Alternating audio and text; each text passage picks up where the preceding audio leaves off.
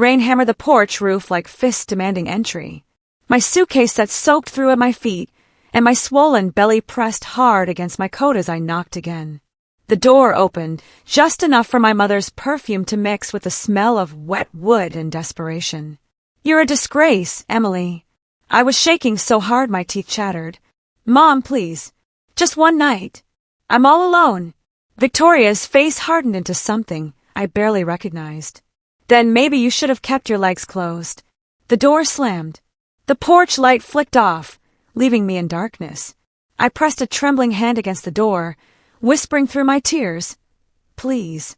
From inside, nothing but silence answered me back. I slid down the wall, sobbing, thunder echoing above like the sky itself was mourning what just happened. My baby kicked inside me, and I wrapped both arms around my stomach. Rain soaked through my jeans. My phone buzzed in my pocket, but I couldn't move to check it. All I could do was sit there in the dark, realizing my own mother had just locked me out in a storm while I was 8 months pregnant. My name is Emily Carter. I was 36, 8 months pregnant, and completely alone. I sat in my car with the engine off, wrapped in a scratchy blanket I'd found in the trunk. The windows fogged up from my breathing. My hands wouldn't stop shaking. I turned on the dome light and looked at myself in the rearview mirror. My mascara had run down my cheeks in black streaks. My hair stuck to my forehead. I looked like someone I didn't recognize. I placed both hands on my belly and felt my baby move. "You and I whispered, "will be okay. I promise you that." Through the rain-streaked windshield, I could see my childhood home. The upstairs window glowed yellow. A shadow moved behind the curtain. My mother stood there, watching me sit in my car in the rain. She didn't move. She didn't come back out. She just watched. I started the engine. The headlights cut through the darkness. I put the car in drive and pulled away from the curb, watching that house disappear in my rearview mirror. The rain reminded me of another night years ago. I was maybe 7 years old, sitting at the top of the stairs in my pajamas, listening to my parents fight. "I'm sorry," my father kept saying. "I'm sorry, Victoria. I didn't mean to." "You are useless." My mother cut him off. "Absolutely useless. I should have married someone with ambition." My father never raised his voice. He just apologized over and over until she finally stopped yelling. I remembered promising myself that night that I would never live like that. I would never let anyone make me feel small. The rain that night sounded exactly like the rain now. My baby kicked hard, pulling me back to the present. I gripped the steering wheel tighter. "You deserve better than this," I whispered to my stomach. "Better than what I had. Better than what she gave me." I drove through empty streets, wipers squeaking against the windshield, not sure where I was going but knowing I couldn't stop moving. I drove for maybe an hour before I saw it. A neon sign flickering in the darkness. Sunset Motel vacancy. The parking lot was mostly empty. I pulled into a spot near the office and sat there for a minute, trying to gather the strength to move. Everything hurt. My back, my feet, my heart. Inside, the motel office smelled like coffee and old carpet. A woman in her 60s looked up from behind the counter. Her name tag said Mrs. Hall. She took one look at me, my wet clothes and shaking hands, and her expression softened. "You've had a rough night, haven't you?" she said gently. I nodded. I couldn't speak without crying. She poured me a cup of tea from a pot she kept on a hot plate. "Sit down, honey. Let me get you a room." I sat in a plastic chair and wrapped my hands around the warm cup. Mrs. Hall didn't ask questions. She just gave me a key and told me the room was on the ground floor, so I wouldn't have to climb stairs. I lay on the creaky bed later, staring at the ceiling. My phone buzzed. A text from Ryan, "You'll come crawling back." I turned off my phone. Ryan had seemed perfect at first. Charming, attentive, always saying the right things. But the mask slipped slowly. He started mocking my business, calling me too proud for my own good. When I told him I was pregnant, he told me to quit my job. "You don't need to work," he'd said. "I'll take care of everything." But taking care of everything meant controlling everything. What I wore, where I went, who I talked to. The first time he grabbed my arm hard enough to leave bruises, I told myself it was an accident. The second time, I knew it wasn't. The last straw came when I refused to quit my design business during the pregnancy. He shoved me against the wall hard enough that I hit my head. I saw stars. My baby kicked inside me like she was telling me to run. So I did. I packed my laptop, my savings account information, and one suitcase. I left while he was at work. I'd been staying with a friend until she moved out of state, which was how I ended up at my mother's door tonight. My phone buzzed again. Unknown number. We need to discuss your father's estate. I stared at the message for a long time before responding. The lawyer's office smelled like old books and furniture polish. I sat across from Mr. Bennett, my father's attorney, holding back tears. My father had died 6 months ago, and I was still processing the loss. Your father paid off the family home 3 years before he passed, Mr. Bennett said, sliding a folder across the desk. Before he died, he transferred the deed to your name. I froze. He what? The house legally belongs to you, Emily. Has for almost a year now. He said you'd need it one day. I opened the folder with shaking hands. There it was, official and notarized. The deed to my childhood home. My name, not my mother's. The house where she just slammed the door in my face. Does my mother know? I whispered. Mr. Bennett shook his head. Your father asked me to inform only you. He said the timing would be clear when it mattered. I clutched the folder to my chest, my mind spinning. My mother still bragged to her friends about her mortgage-free home. She posted photos on social media of her beautiful house. She had no idea. Back at the motel that night, I found a small wooden box in the folder Mr. Bennett had given me. Taped to the top was a label in my father's handwriting, for my Emily. Inside, I found the original house deed, a photo of my father holding me as a baby, and a handwritten note on yellowed paper. My hands shook as I unfolded it. Emily, if you're reading this, I'm gone. I'm sorry I couldn't protect you better when I was alive. Your mother has a hard heart, and I was too weak to stand up to her the way I should have. But I can give you this. One day, you'll have to be stronger than I ever was. I believe in you. The house is yours. Use it wisely. Love always, Dad. I pressed the note to my chest and sobbed. Not sad tears, but something else. Relief, maybe. Or determination. I wiped my eyes and whispered to the photo, I'll make you proud. I promise. My baby kicked, and I smiled through my tears. Your grandfather would have loved you so much. What my mother didn't know was that I wasn't helpless. I ran a successful remote interior design business from my laptop. My clients never saw my pregnant belly on video calls. They just saw my work, which was excellent. I specialized in making small spaces feel bigger, bringing light into dark rooms. The irony wasn't lost on me. I'd spent my whole life trying to bring light into my mother's darkness. My business partner, Kara, called while I sat at the small motel desk. Emily, you've doubled last quarter's earnings, she said, excitement bubbling in her voice. 3 new corporate clients signed on. They specifically requested you. I smiled despite everything. That's amazing. Are you okay? You sound off. I looked around the motel room. Just dealing with some family stuff. I'm fine. After we hung up, I opened my laptop and lost myself in work. A hotel lobby redesign, choosing paint colors and furniture layouts. For a few hours, I could forget about everything else. My bank balance was healthy. I wasn't rich, but I was stable. I could support myself and my baby. I didn't need Ryan's money or my mother's approval. My phone buzzed with notifications. I opened social media and felt my stomach drop. My mother had posted, "Some daughters are born to bring shame." Mine proved it. Pregnant, unmarried, and too proud to admit her mistakes. I raised her better than this. The comments were brutal. Her friends agreeing, calling me selfish and foolish. People I'd known my whole life judging me based on her lies. I didn't respond. Instead, I took screenshots of everything and saved them in a folder on my desktop titled Receipts. Each post, each comment, each lie. A message popped up from an old friend, Jasmine. Your mom's telling everyone you stole money from your father before he died. Just thought you should know. My hands clenched into fists. Stealing from my father, the man who gave me everything, including the house she thought was hers? I took a deep breath and typed back. Thanks for letting me know. Don't worry, the truth will come out. I looked at the deed, sitting on the motel nightstand. My mother had no idea what was coming. I spent the next morning reviewing all the property papers Mr. Bennett had given me. The house was legally mine.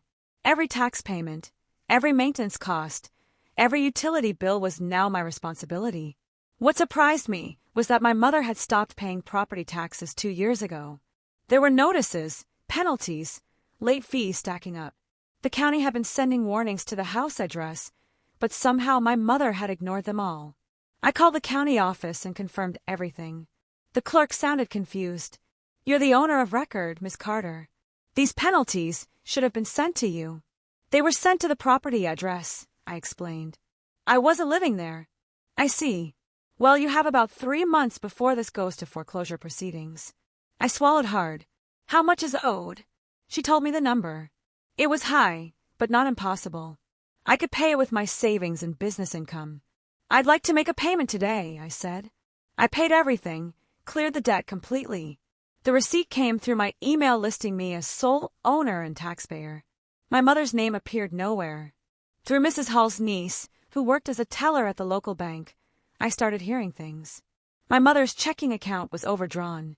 Credit cards were maxed out. Bill collectors were calling. Mrs. Hall brought me lunch one afternoon and sat with me while I ate. "My niece says your mom is in trouble," she said carefully. "Financial trouble." I nodded slowly. "I'm not surprised. She also says people are starting to notice. Your mom has been bragging about that house for years, but something's not adding up." I took a bite of sandwich. The truth usually comes out eventually. A few days later, a certified letter arrived at the motel. It had been forwarded from the house. A foreclosure discontinuance notice. It was addressed to me, not my mother, because I was the legal owner. But the notice had already been delivered to the house first. My mother must have seen it, must have seen my name as the owner. I held the envelope and wondered how long it would take for her to figure it out.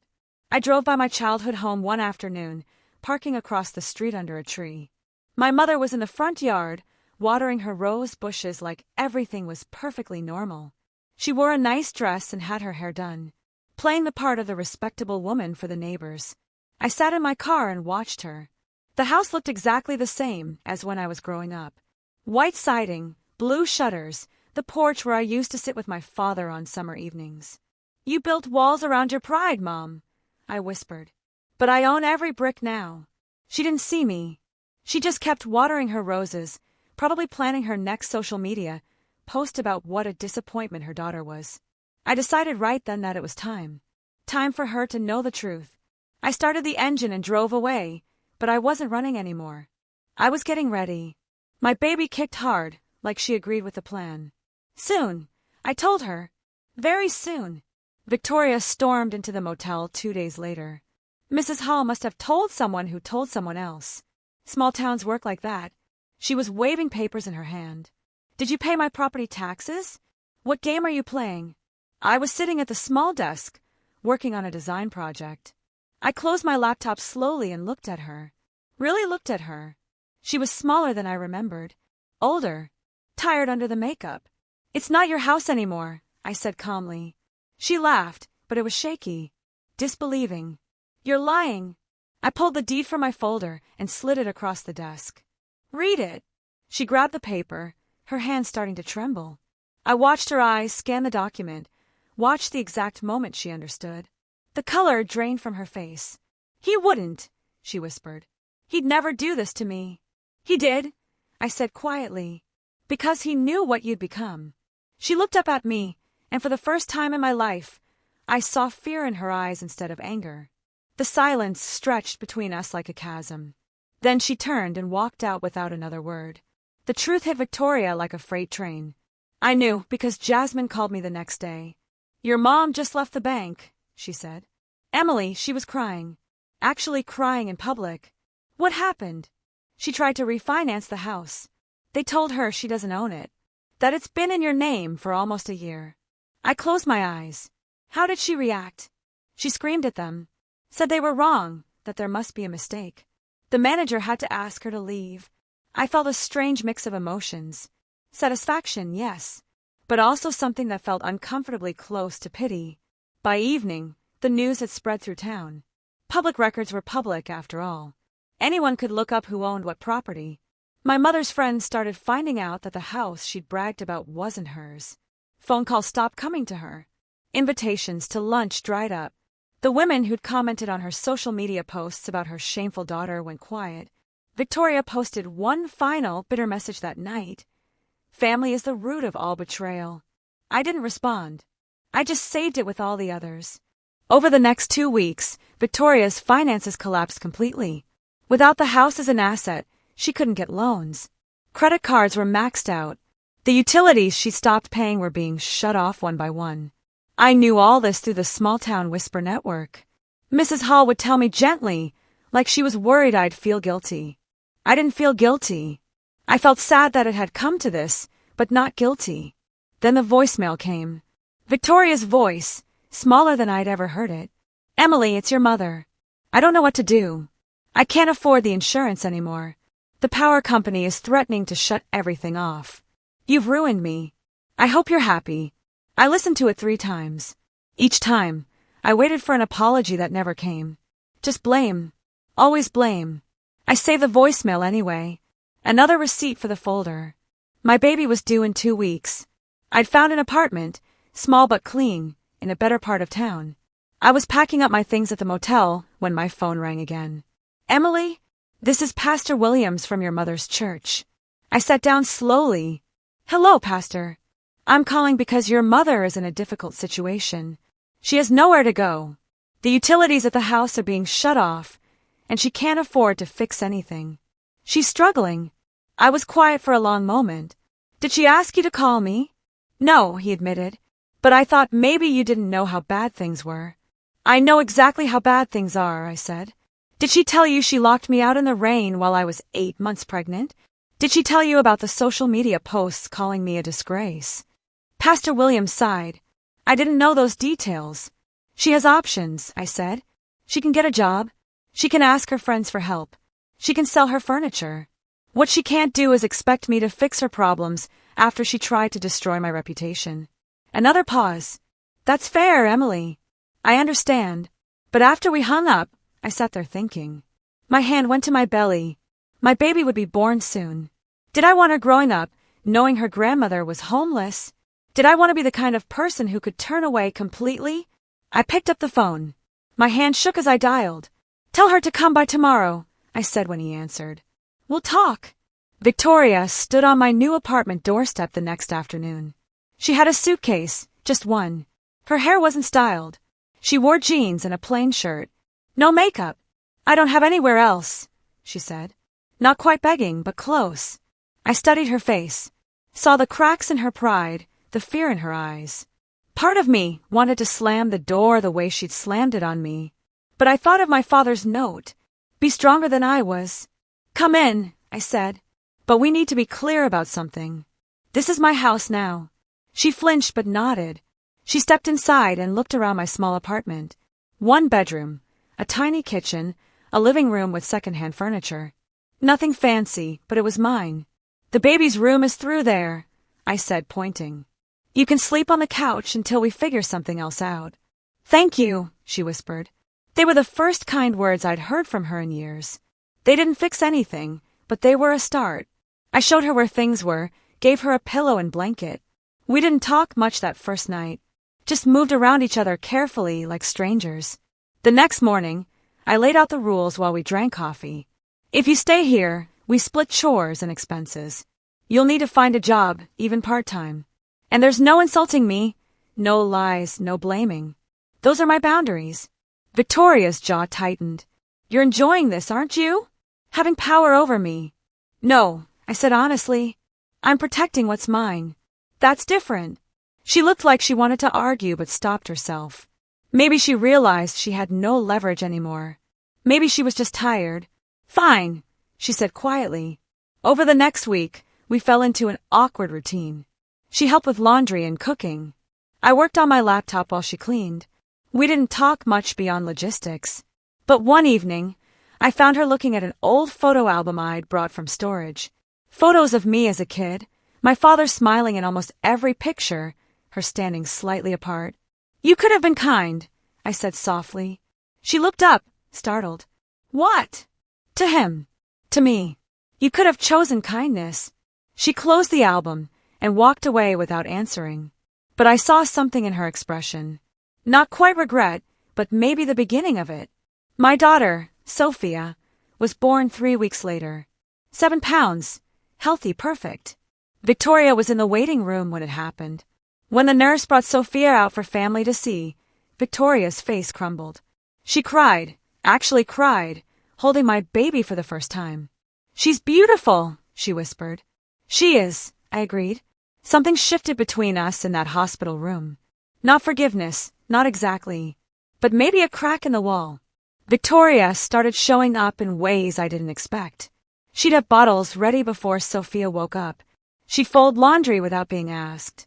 When I was exhausted, she'd take Sophia so I could sleep, but she still never said the words. Never said "I'm sorry." One afternoon, an envelope came. Inside was an offer to buy the house, the one Victoria thought was hers. A developer wanted it for nearly $1 million. I looked at the offer letter and then at Victoria, who was feeding Sophia. "Someone wants to buy the house," I said. She went pale. "What will you do?" I smiled and shook my head. "Some things aren't for sale." She stared at me. "Why?" "Because it was my father's gift to me. And maybe someday it'll be Sophia's." Victoria looked down at the baby. "You're your father's daughter," she muttered. "That's the best thing anyone's ever said to me," I replied softly. For the first time, we shared a meal without tension hanging over us. The full circle moment came 3 months later. Victoria was invited back to speak at her church's women's group. She'd been going every week, slowly rebuilding her reputation. I went with her, carrying Sophia in her carrier. When Victoria stood up to speak, Pastor Williams interrupted. "Before Victoria begins, I want to publicly thank Emily Carter for her generosity and grace. She saved her mother's home, provided shelter when it was needed, and showed us all what forgiveness looks like." The room erupted in applause. Victoria stood frozen at the podium, her face turning red. Every woman in that room now knew the truth. That she didn't own the house. That I did. That her daughter, the one she'd called a disgrace, had saved her. Her pride died right there in front of everyone. She excused herself and walked out. I found her in the parking lot, tears streaming down her face. "He chose you over me," she said bitterly. "Your father." I adjusted Sophia in my arms. "He didn't choose me over you. He protected me from you." She flinched like I'd slapped her. But something changed after that day. Victoria started going to therapy. She got a part-time job at a bookstore. She asked questions about my business and actually listened to the answers. She still wasn't easy to live with. Old habits die hard. But there were moments of softness now. Times when she'd hold Sophia and sing old lullabies I remembered from childhood. My design business exploded during this time. I landed 3 major corporate contracts and hired 2 assistants. I saved enough to start renovating my childhood home, the one that was legally mine. I made it bright and open, full of windows and light. Victoria helped me paint Sophia's nursery a soft yellow. For once, we were building something together instead of tearing each other apart.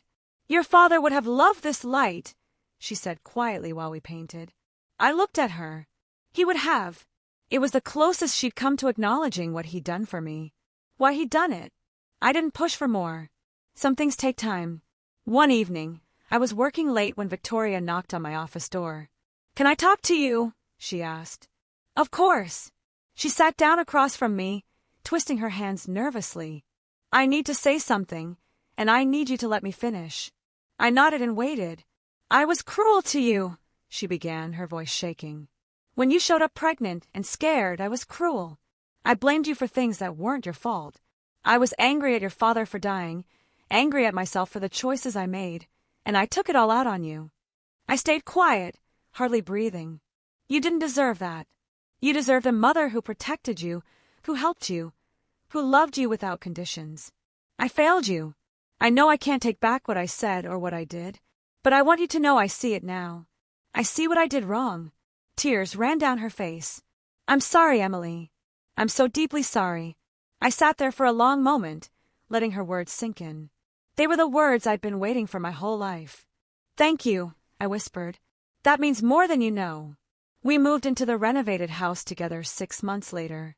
Victoria had her own small apartment attached to the main house, giving us both space but keeping us close. My business continued to grow. I hired Victoria part-time to help with administrative work. She was actually good at it, organized and professional. Sophia started walking, taking her first steps in the same living room where I'd taken mine years ago. But this time, there was laughter instead of tension, light instead of darkness. One afternoon, I found Victoria looking at my father's photo in the hallway. "I miss him," she said quietly. "Every day." "Me too," I replied. "He was right about everything," she continued. "About me, about you, about what you'd need. I was so angry when I found out about the house. But he knew. He always knew. I stood beside her. He loved us both, even when it was hard." She nodded, wiping her eyes. "I'm trying to be better. For you, for Sophia. For him." "I know," I said. "I see it." And I did. The change wasn't perfect or complete, but it was real. On Sophia's first birthday, we had a small party in the backyard. The same backyard where I'd played as a child. Victoria helped me decorate, hanging streamers and setting up a small table for cake. Friends came, including Mrs. Hall from the motel, who'd shown me kindness when I needed it most. Kara, my business partner. Even Pastor William stopped by. At one point, I stood on the porch watching everyone laugh and talk. Victoria was holding Sophia, making her giggle. The afternoon light hit them just right, and for a moment, I saw the mother she could have been all along. My phone buzzed. A text from an unknown number. "Heard about your success. Proud of you." It was from Ryan's number. I deleted it without responding. That chapter was closed. I walked down to where Victoria stood with Sophia. "Can I take a picture?" I asked. She smiled, a real smile. "Of course." I snapped the photo. 3 generations. All of us safe. All of us together, all of us home. I stood at the front door that night after everyone left, the same door that had once slammed in my face. Now it was open, warm light spilling out onto the porch. Inside, Victoria was cleaning up while Sophia played with her new toys. I thought about that rainy night, sitting on these steps with nowhere to go. I thought about my father's letter.